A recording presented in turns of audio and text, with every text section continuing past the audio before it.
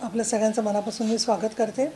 आज आपण आमच्या कुटुंबामध्ये आणि सगळे आप्त इष्ट परिवार कार्यकर्ते असं एक घरामध्ये समारंभ ठेवलेला आहे आणि श्री रामकृपा पूजा सगळेजण आपण म्हणतो आहे की आणि तो निर्णय झालेला आहे, न्यायालयीन निर्णय झालेला आहे आणि 22 तारखेला कायद्यानुसार आणि आतापर्यंत ज्या काही घटनाक्रम झाला तो पाहिला तर ज्या क्षणाची सगळेजण वाट पाहत होते की श्री रामप्रभूंची प्रतिष्ठापना अयोध्येमध्ये परत एकदा व्हावी आणि त्यानुसार ती 22 तारखेला पंतप्रधान नरेंद्र मोदी आणि रामजन्मभूमी न्यास यांच्या माध्यमातून होते आहे। मी त्याचं मनापासून स्वागत करते आणि हा एक केवळ मूर्ती ठेवण्याचा कार्यक्रम नाही आहे आणि केवळ एक इव्हेंट आहे असंही मला वाटत नाही। तर अनेक वर्षापासून जो भारताचा इतिहासामध्ये अनेक चढउतार झाले त्याच्यामध्ये भारताची राज्यघटना अस्तित्वात येण्याच्या अगोदर विविध आक्रमणांच्या मधून अयोध्या आणि भारतातल्या अनेक जागांवरती आक्रमणं झाली। महाराष्ट्राच्या आसपासच्या परिसरामध्ये छत्रपती शिवाजी महाराजांचं प्रचंड मोठं असं अभूतपूर्व कार्य असल्यामुळे इथे सुद्धा खूप संघर्ष करावा लागला। आपल्याला कल्पना आहे की अनेक वेळेला तुळजाभवानीची मूर्ती, श्री विठ्ठलांची मूर्ती देखील लपवून ठेवावी लागली होती की ती भ्रष्ट होऊ नये म्हणून। अशा प्रकारच्या वातावरणातून आपण तो अधिकार आधी कोर्टाकडून, त्याचबरोबर संघर्षातून आणि जनतेच्या लढ्यामधून हा प्राप्त केलेला आहे आणि परत तिथे रामप्रभूंची प्रतिष्ठापना होते। हे केवळ मूर्ती किंवा मंदिराचं निर्माण नाही आहे, तर शांततामय मार्गाने ज्यांना आराधना करायची आहे, ज्यांची श्रद्धा आहे, त्याच्यावरती बळजबरी करणारे जे प्रवृत्ती असतात त्या प्रवृत्तींना कुठे ना कुठे जनतेच्या रेट्याने बदलून न्यायालयीन मार्गाने त्याच्यातला तोडगा काढून तिथे परत रामप्रभूंचं मंदिर मिळवण्यात आपल्याला म्हणजे भारतीय लोकशाही देशाला यश प्राप्त झालेलं आहे। ही एक फार मोठी घटना आहे असं मला वाटतं आणि सगळ्या जगामध्ये आज भारताची लोकशाहीच्या बद्दल आपल्याकडे अनेक प्रश्न आपण उपस्थित करतो, परंतु अनेक निवडणुका आपण जर का पाहिल्या तर जास्तीत जास्त प्रभावी पद्धतीने निवडणुका होणारा देश म्हणजे भारत असं भारताच्या लोकशाहीचं वर्णन आज जगामध्ये केलं जातं। त्या पार्श्वभूमीवरती लोकशाहीला आव्हानं जरी अनेक आहेत, असं मतभेद असू शकतात लोकांचे वेगवेगळे, पण तरीही अशा प्रकारचे एक घटना फक्त न होता इतिहासाला कलाटणा देणारी घटना आहे असं मला वाटतं आणि म्हणून आज आपण इथे सगळ्यांना मी बोलावलेलं आहे। त्याचबरोबर दुसरा मला महत्त्वाचा मुद्दा असा मांडायचा आहे की धर्म हा फक्त धर्म असं आता राहिलेलं नाही आहे। तर विशेषतः कुंभमेळ्यापासून आपण पाहतो आहे की मोठ्या प्रमाणात आपली तीर्थक्षेत्र, आपल्या होणाऱ्या यात्रा, आपल्याकडे होणारी वेगवेगळे धार्मिक, सांस्कृतिक, सामाजिक कार्यक्रम हे उद्योगाचं, रोजगारांना चालना देणारं केंद्र बनत आहेत। ही खूप मोठी गोष्ट आहे। त्यामुळे धार्मिक पर्यटन ही जो मुद्दा आहे त्याच्यामधून अर्थव्यवस्थेला सुद्धा गती मिळते आहे आणि त्याच्यामुळे सुद्धा आपण त्याचं स्वागत केलं पाहिजे असं मला वाटतं, कारण त्या प्रकाराने एक वेगवेगळ्या प्रकारचं पर्यटन आपल्याला माहिती आहे। मग त्याच्यामध्ये आपण पाहिलं मुंबईसारख्या ठिकाणी डान्स बार किंवा कॅसिनो याच्यासाठी जगामध्ये लोक पर्यटनाला जातात, तसंच नैसर्गिक स्थळांच्यासाठी जातात, अनेक वेळेला गिर्यारोहणासाठी जातात। तसं धार्मिक पर्यटन जे आहे ते धार्मिक पर्यटनाचं केंद्र म्हणून सुद्धा मी असं म्हणेन की अयोध्या आहे, वाराणसी आहे, शिर्डी आहे, पंढरपूर आहे, या सगळ्या बाबतीमध्ये लोकांना एक विधायक त्यांच्या श्रद्धेच्या दृष्टिकोनातून जाण्यासाठी, भेटण्यासाठी, कुटुंबाबरोबर जाण्यासाठी पर्याय मिळतो।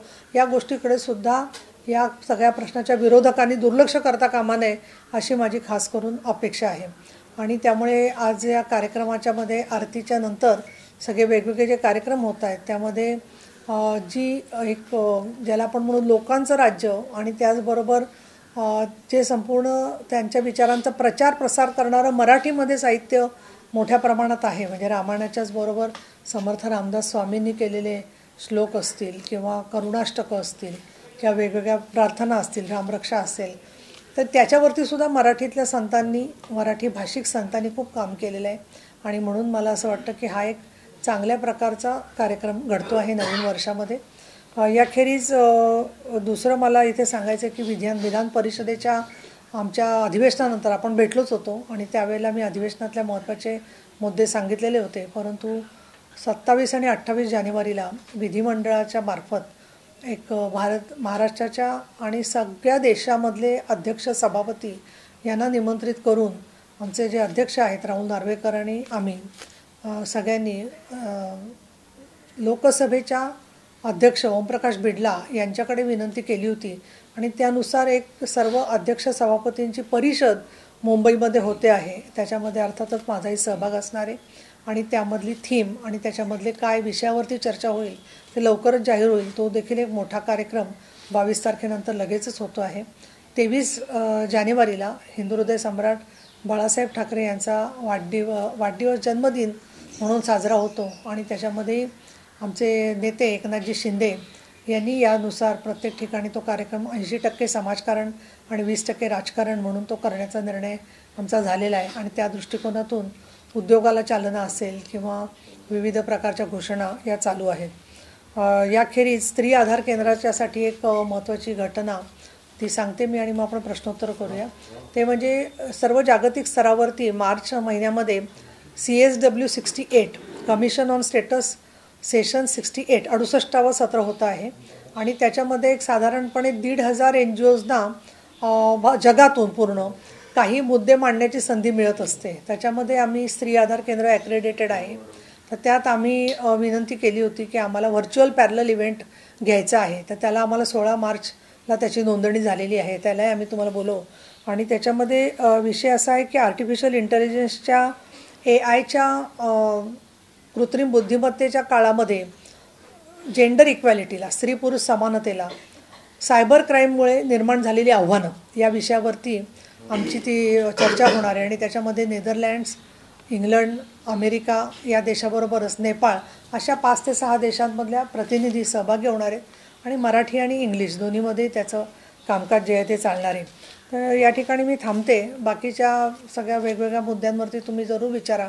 माझी तुम्हाला एक विनंती राहील की 3 विषयापेक्षा जास्त विषयावरती मी प्रश्नाची उत्तरं देणार नाही आहे. याचं कारण असं की आपण 6वा, 7वा, 8वा विषय घेतो, सगळेच विषय महत्त्वाचे असतात, पण ज्या विषयावर आम्ही पत्रकार परिषद घेतलेली असते ते सोडून वेगळेच मुद्द्यांची कॉन्ट्रोवर्सी सगळी तयार होते आणि मला स्वतःला मी उपसभापती पदावर असल्यामुळे तसंच माझ्यासमोरसुद्धा राष्ट्रवादी काँग्रेसच्या डिस्क्वालिफिकेशनच्या केसेस सगळ्या प्रोसेस चालू आहे आणि त्यामुळे मी त्या संदर्भात कुठलंही भाष्य करणं एका लवादानी एका न्यायप्रक्रियेने दुसऱ्या न्यायप्रक्रियेवरती भाष्य करणं योग्य होणार नाही आणि त्याच्यामुळे विधानसभेच्या अध्यक्षांनी दिलेल्या निर्णयाच्या संदर्भात आपण मला प्रतिक्रिया किंवा मुद्दे विचारू नका अशी माझी विनंती आहे. अर्थात तुम्ही चौथा स्तंभ आहात, तुम्हाला काही विचारण्यापासून मी माझ्या घरात तर कधीच रोखणार नाही. तुम्ही विचारू शकता, त्याचं उत्तर मात्र मला देणं योग्य होणार नाही असं मला या ठिकाणी सांगावं असं वाटतं. धन्यवाद. थँक्यू. कर्नाटकच्या मुख्यमंत्र्यांनी महाराष्ट्रातील अधिकाऱ्यांना कर्नाटकमध्ये बेळगावमध्ये येऊ नये असं सूचना केलेली आहे. अशोक चव्हाण त्यांनी त्यांचं समर्थन केलेलं आहे. तुम्ही त्या प्रश्नाशी बरंचसा निगडीत आहात. अशोक चव्हाणांनी काय कर्नाटकच्या मुख्यमंत्र्यांचं समर्थन केलं आहे? अच्छा, अशोक चव्हाणांनी कशासाठी समर्थन केलं आहे बघायला पाहिजे. काही मतदार कर्नाटकचे आहेत का काय नांदेड लोकसभा मतदारसंघात हे बघावं लागेल. परंतु मुद्दा असा असतो की काही विषय असे असतात की आता उदाहरणार्थ पाण्याचे लवाद किंवा शिक्षणविषयक काही प्रश्न असतात, त्याच्यासाठी आसपासच्या राज्यांमध्ये जाणं येणं लोकांचं चालू असतं. त्यामुळे अशा मुद्द्यांच्यावरती आलं तर ते काही दुसरा देश नाही आहे. परंतु या संदर्भामध्ये तुम्हाला कल्पना आहे की एक उच्चस्तरीय समिती आहेत मंत्र्यांची 3 जणांची. त्याच्यामध्ये माझ्या माहितीप्रमाणे स्वतः मुख्यमंत्री आहेत, तसंच चंद्रकांतदादा पाटील आहेत, अन्य काही मंत्री आहेत. तर ते या संदर्भातलं योग्य ते निराकरण करतील असं मला वाटतं. पण प्रत्येक विशेषतः सीमावादासारखा विषय किंवा महाराष्ट्राच्या भाषेच्या संदर्भात ज्याला आपण अभिजात दर्जाचा विषय म्हणतो अशा मुद्द्यांवरती शक्यतो राजकीय मतभेद राहू नयेत असं मला वाटतं. लोकसभा निवडणुकीचा विषय आहे. कोल्हापूरचे जे आपले हातकणंगलेचे खासदार आहेत त्यांच्या जागेवर राजू शेट्टींना उमेदवारी देण्याची चर्चा आहे. भाजपच्या वरिष्ठांनी त्यांना संपर्क साधल्याची माहिती मिळते. धैर्यशील मानेंचं तिथनं तिकीट कट होईल असं दिसतंय. तुमची काय त्यावरती प्रतिक्रिया आहे की असे बऱ्याच ठिकाणचं शिंदे गटाचेच उमेदवार बदलणार अशी चर्चा? याला जोडून आता नवीनच जबाबदारी आपल्याला पक्षाने दिली आहे पश्चिम महाराष्ट्राची. तर यापर्यंत हा प्रश्न खूप गंभीर आहे, तर त्याकडे तुम्ही कसं पाहता? नाही, माझ्यावरती पश्चिम महाराष्ट्र आणि मराठवाडा दोन्ही जबाबदारी टाकलेली आहे. खरं तर मला स्वतःला अशी कुठली जबाबदारी घ्यायची नव्हती राज्यस्तरावरची, कारण मला उपसभापती पदाचंच काम भरपूर आहे. परंतु ठीक आहे, पक्षाने काही सांगितलं असेल तर त्याचा मी आदर करते आणि विशेषतः महिलांच्या संदर्भातली जबाबदारी आहे. हे पहा, हा जो सगळा चर्चा चाललेली आहे की कुठले मतदारसंघ बदलणार किंवा निर्णय होणार, तर मुळात राजू शेट्टींचं चर्चा मी जे वाचते त्याच्यानुसार मलाही खात्रीलायक माहिती आहे की उद्धवजी ठाकरेंशी पण त्यांची चर्चा झाली आहे. इतकंच नव्हे तर उद्धवजी ठाकरेंच्याकडून असे संकेत जेव्हा मिळाले की तिथे मुरलीधर जाधव इच्छुक आहेत, शिवसेनेचे तिथले जिल्हा प्रमुख, म्हटल्यावरती त्यांना पक्षातून काढून टाकलेलं आहे मुरलीधर जाधवांना. मी मुरलीधर जाधवांशी बोलले, कारण त्यांचं मी जेव्हा पाहिलं असं व्हिडिओ कॉन्फरन्स, तेव्हा ते स्वतः रडत होते. म्हणजे एक 35-40 वर्षाचा एक कार्यकर्ता, वयाने मोठा, म्हणजे ते कोणाचे अश्रू जे आहेत ते आहेतच गंभीर. आणि म्हणून मी फोन केला आणि मी त्यांना म्हटलं की तुमची व्यथा बरोबर आहे, परंतु शेवटी तुम्ही स्वतःला कुठेतरी सांभाळा. तर मला असं वाटतं आता या सगळ्या मुद्द्यावरती अंतिम निर्णय जो आहे तो आमच्या पक्षाचे नेते आणि भारतीय जनता पक्षाचे नेते मिळून करतील. केवळ बाहेर चर्चा कोणी भेटलं म्हणून झाली किंवा एखादा माणूस आता दुसरीकडे कुठे भेटीगाठी होत असतात राजकारणामध्ये, जोपर्यंत कुठला अंतिम निर्णय झालेला नाही आहे तोपर्यंत जर तरच्या आधाराने कुठल्याही निष्कर्षाला जावं असं मला वाटत नाही. आदित्य ठाकरेंचे सहकारी असलेले सूरज चव्हाण यांना काल ईडीकडून अटक झालेली आहे खिचडी घोटाळा प्रकरणामध्ये. ठाकरेंना टार्गेट केलं जाते असं आता ठाकरे गटाकडून म्हटलं जाते. जी महापत्रकार परिषद घेतली त्याच्यानंतरच ही कारवाई झालेली आहे. जुने अनेक अशा अनेकांवर कारवाई झाली, मात्र पुढे काहीच होत नाही. त्याच्यामध्ये अजितदादा असेल, राजन असेल, इतर असतील. असं आहे, ईडीच्या संदर्भामध्ये एक कालमर्यादा कुठल्याही तपास आणि त्याचं दोषारोपपत्र ठेवण्याबद्दल असली पाहिजे, असं मी पूर्वी मत व्यक्त केलेलं आणि आजही मी त्या मला योग्य वाटतं की कुठल्याही न्यायिक प्रक्रिया जेव्हा होतात तेव्हा त्याला काहीतरी कालमर्यादा असली पाहिजे. तशी इतर केसेसमध्ये 3 महिन्यात, तशा पद्धतीने दोषारोपपत्र जर का दाखल झाली तर ते चांगलं होईल. परंतु हा विषय जो आहे सूरज चव्हाणांचा, हा मी पुण्यातच काम करते, तुम्हाला माहिती आहे, बरेच वर्षापासून तो चालू होता विषय. आणि ईडीच्या प्रक्रियेमध्ये पुण्यात हे सुद्धा संबंधित काही व्यक्तींना चर्चा आणि त्यांच्यावरती कारवाई वगैरे झालेली होती. तर कोविडच्याबद्दल परत कोविड डोकं काढत असताना वरती ज्यांचे त्याच्यात कंत्राटाशी काही संबंध होते, त्याच्यात जशी त्यांना गरज पडते त्याप्रमाणे ते त्या लोकांना बोलवून घेतात.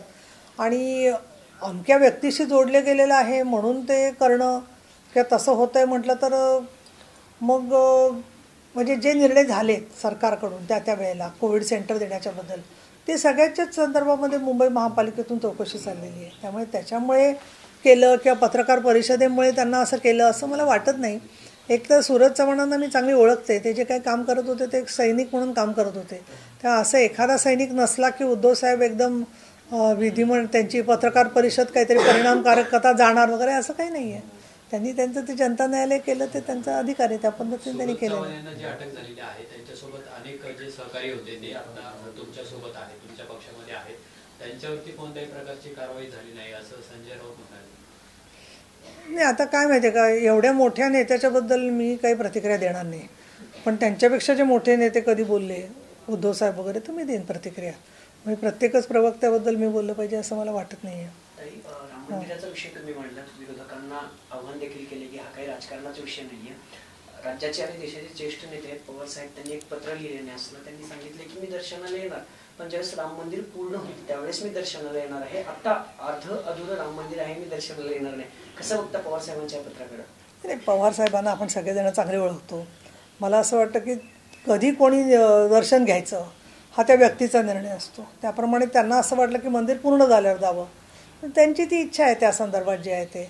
आता मी एक आस्तिक व्यक्ती म्हणून प्रतिक्रिया अशी देईन की देव ठरवत असतो कोणाला कधी दर्शन द्यायचं. त्यामुळे आत्ता नरेंद्र मोदींना जरी मंदिर पूर्ण झालं नसलं तरी दर्शन द्यायचं रामाने ठरवलेलं आहे. पवारसाहेबांना मंदिर पूर्ण झाल्यावर जरूर दर्शन घेता येईल.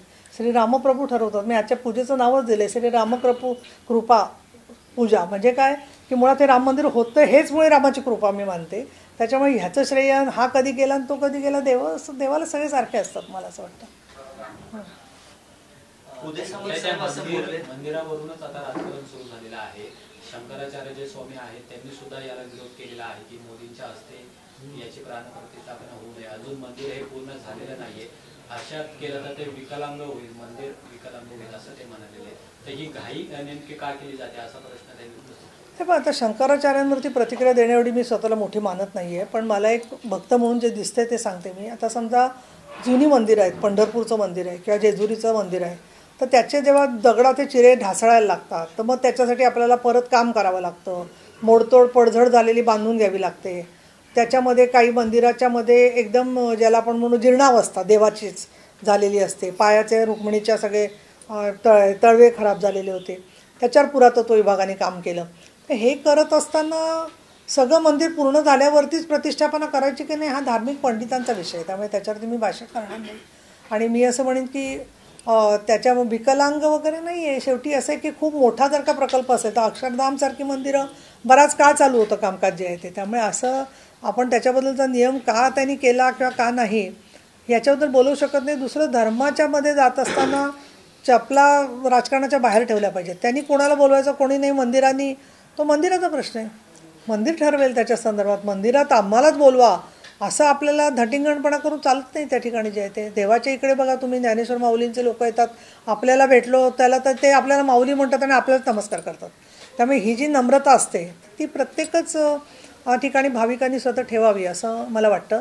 तुमचा काय प्रश्न होता? 2 दिवसापूर्वी उदय सामंत साहेब असं बोलले की महाविकास आघाडीतील बडे नेते हे शिवसेनेच्या संपर्कात आहेत. किती नेते आहेत आणि त्यांची नावं करतील? आता असं आहे, महाविकास आघाडीचे बरेच नेते माझ्या असतात संपर्कात, माझ्या पण असतात, पण ते मला काय येतात भेटायला उपसभापती म्हणून त्यांचा काहीतरी प्रश्न लक्षात. त्यामुळे उदय सामंतांकडे ज्या हेतूने ते भेटत असतील तर त्यामुळे मी त्याच्याबद्दल काही भाष्य करणं योग्य वाटणार नाही मला. पण समजा कोणी आले आणि ते जर का त्यांची सकारात्मक भूमिका असेल अनेक विषयांच्याबद्दल तर त्यांचं स्वागतच आहे त्यामध्ये जे आहे ते. आणि कधी जाणार आहात ताई अयोध्येला? मी अयोध्येला 15 फेब्रुवारी नंतर जाणार आहे. ताई 2 प्रश्न हिंदी में भी है जी. पहला ये है कि केंद्र सरकार ने लोगों की भावनाओं को देखते हुए 22 जनवरी को हाफ डे अनाउंस किया है सभी सरकारी इंस्टीट्यूशन में. और कभी कभी अभी जस्ट एक आधे घंटे पहले ये ऑर्डर. अच्छा, हाफ डे कब दिया है? 22 जनवरी. हाँ. उस पर आपकी क्या प्रतिक्रिया है और क्या इसी तरह से महाराष्ट्र में भी किया जाना चाहिए, आपकी इच्छा है? नहीं, अभी देखो मुझे सब बात में ओपिनियन है, लेकिन मैं उपसभापति होने के ऐसे से जब मैं बोलती हूँ तो वो निर्देश हो जाता है सरकार के लिए. तो इसके लिए मुझे ऐसा लगता है कि सरकार उचित निर्णय करे, लोक भावना के साथ साथ लोगों को, छोटे बच्चों को स्कूल को भी अगर छुट्टी देने वाले हैं तो पहले लोगों को पता होना चाहिए. तो ये सब बातों के बारे में शासन उचित निर्णय करेगा. दूसरा जो अपोजिशन का स्टैंड है राम मंदिर की प्राण प्रतिष्ठान को लेकर, उस पर शिवसेना कैसे रिएक्ट करेगी?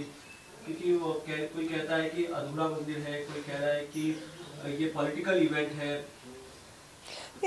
एकनाथ जी शिंदे हमारे जो मुख्यमंत्री है और शिवसेना के नेता है, उन्होंने तो ये समारोह का स्वागत ही किया है. इतना ही नहीं, वो खुद तो जाने वाले हैं, पक्ष प्रमुख होने के हैसियत से वो वहाँ जाएंगे और रामलला जी के प्रार्थना भी करेंगे. और बाद में एक बार हम सभी शिवसेना के जो लोग हैं, जिसमें विधायक होंगे, MP होंगे, वो भी सब लोग साथ में कभी जल्द से जल्द हम लोग अयोध्या जाके दर्शन करने वाले हैं. और मुझे ये भी लगता है कि कोई जाता है या नहीं जाता है, मुद्दा ये है अहम महत्व का कि वो राम जी के प्रति अगर आस्था रखते हैं तो वो कहीं पे भी हो. देखिए, हज़ारों लोग हैं कि जो घर से ही प्रार्थना करने वाले हैं, जो अपने नज़दीक के मंदिर में जाके प्रार्थना करने वाले हैं. वो जो भावना है वो एक दूसरे को जोड़ने वाली भावना है. उसमें तोड़ने का कोई राजनीति करेगा तो मुझे लगता है उससे लोगों को दुख पहुंचेगा. और वो जो दुख है या वो जो दर्द है वो अपनी आस्था के प्रति कोई हमदर्दी नहीं दिखाता है. इससे क्या होगा या क्या नहीं होगा वो खुद ही सोच सकते हैं. मुझे लगता है इसीलिए इसके बारे में राजनीति करना ठीक नहीं है. तरी 2024 साठीचा एक प्रश्न आहे. महायुती म्हणून तुम्ही सगळे लढणार आहात, तुम्ही या सगळ्या भागात सक्रिय असणार आहात, मराठवाडा, पश्चिम महाराष्ट्र. सगळ्यांचे तुमच्याकडनं बोललं जाते की एकनाथ शिंदे पुढचे 30 वर्ष मुख्यमंत्री राहतील. पण अजित पवार गटाकडून अमोल मिटकरी असेल, अगदी आज देखील रुपाली चाकणकर महिला मेळावा सुरू आहे नवी मुंबईत, त्यांनी सांगितले की 2024 ला अजितदादा मुख्यमंत्री व्हावे ही आमच्या सगळ्यांची इच्छा आहे. तुमची काय इच्छा आहे नेमकी? माझी इच्छा तर स्पष्टच आहे की एकनाथ शिंदे यांच्याकडे जे नेतृत्व आहे त्याच्यामध्ये त्यांनी म्हटलेलं आहे, अनेक मुद्द्यांच्यावरती बोलत असताना महिलांना सन्मान, महिलांना अधिकार, आणि त्याचबरोबर ज्या प्रकाराने त्यांनी आज ते वेळ देत आहेत, कुठले संकटात सापडले लोक तर तिथे धावून जातात, भेटतात. तर आम्हाला असंच निश्चितपणाने वाटतं की एकनाथजी शिंदे यांच्याचकडे नेतृत्व राहून त्याच पद्धतीने काम चालू राहावं.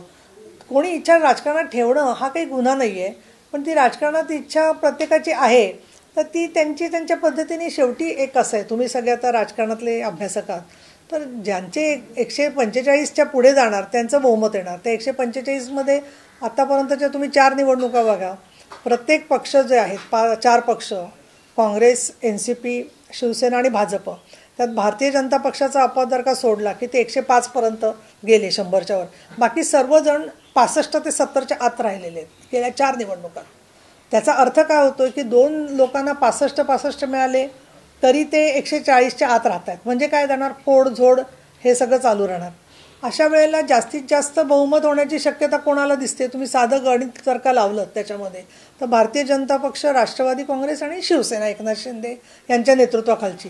त्यामुळे अगदी किती म्हटलं तरी जागांचं कमी जास्त झालं तरीसुद्धा आजच्या घडीला माझा अंदाज मला असं वाटतं की 170च्या वर तर आम्ही जाणारच तिघं मिळून सगळे. आता अशामध्ये कोण पहिलं आहे कोण दुसरं आहे याच्याबद्दलचे तुम्ही राजकीय अंदाज काढा आणि कोण पहिल्या नंबरला असेल त्यानुसार. पण दुसरं असं आहे की शेवटी युतीचा म्हणून विचार असतो. आमच्याकडे 40च आमदार होते पण एकनाथ शिंदेंना मुख्यमंत्री केलं. गुलाबराव पाटील म्हणाले की ते 40 आमदार आल्यामुळे 105 अधिक 40 झाले. त्यामुळे कोणामुळे बेरीज खरी वाढणार आहे का एकाच पक्षाला एक बहुमत मिळणार आहे, हे सगळं राजकीय गोष्टी अवलंबून असतात. आणि आम्ही आता अनुभवी बरेच झालेले असल्यामुळे प्रत्येक गोष्टीसाठी आमच्या मनाची तयारी आहे. आमचं मन एकदम रामजींमुळे फुलप्रूफ झालेलं आहे. काय मला भीती वाटत नाही कसली. ते विधान परिषदेची तुम्ही म्हटलं सुनावणी सुरू आहे तुमच्यासमोर, तुम्ही काही टाइम बाउंड किंवा टाइमलाईन ठरवली आहे कधीपर्यंत निकाल चालले? ते टाइम बाउंड असं निकालाचं अजून नाही हे चाललेलं. आता आधी आम्ही त्यांना सगळ्यांना त्यांची कागदपत्र सादर करण्यासाठी सांगितलेलं आहे. कागदपत्र सादर केल्यानंतर एक साधारण 8-10 दिवसाची मुदत त्यांना खुलासे मागवले होते. आता त्याच्यानंतर त्यांना आम्ही सांगू की त्या तुम्हाला काय अजून म्हणायचं आहे का याच्यावरती. त्यानंतर मग कागदांची एक्सचेंज झाली की पुढचं कामकाजाचं तारखा वगैरे सगळ्या एक एक करून स्पष्ट होतील. पण तरी मला असं वाटतं की 20 फेब्रुवारीपर्यंत आम्हाला कामकाज थोडा खंड घ्यावा लागणार, कारण आमचं अधिवेशन आहे 26 फेब्रुवारी ते 29 फेब्रुवारी. त्यामुळे 20 फेब्रुवारीपर्यंत कामकाज होऊन नंतरचं कामकाज सर्व पक्षाचे लोक जसं म्हणतील. आता त्यांना पण इलेक्शन आहे सगळ्या सणांना एप्रिलमध्ये आणि मेमध्ये, त्याच्यावर अवलंबून आहे. परंतु आमची प्रक्रिया मला असं वाटतं की साधारणपणे जून-जुलैपर्यंत चालू राहील असं वाटतंय. पण लवकरात लवकर करायचा आमचा विचार आहे, प्रयत्न चालला आहे. थँक्यू. चला, धन्यवाद. थँक्यू.